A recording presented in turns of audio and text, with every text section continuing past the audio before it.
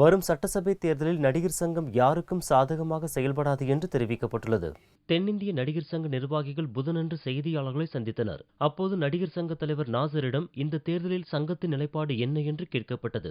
இதற்கு பதிலளித்த நாசர், நடிகர் சங்கம் அரசியல் சார்பற்றது, அனைத்து கட்சியினருக்கும் பொதுவானது, எங்களுக்கு அனைவருமே வேண்டும், யார் எந்த கட்சிக்கு வேண்டுமானாலும் ஓட்டு போடலாம், பிரச்சாரம் பண்ணலாம், ஆனால் 100% ஓட்டுப்பதிவு இருக்க வேண்டும்.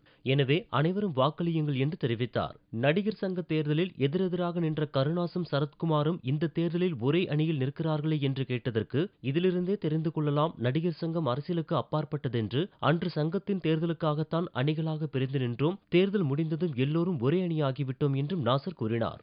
எப்பொழுதுமே நடிகர் சங்கம் அரசியலுக்கு அப்பாற்பட்டது. அது ஒரு தனிப்பட்ட ஒரு கட்சியின் சார்பாக செயல்படாது.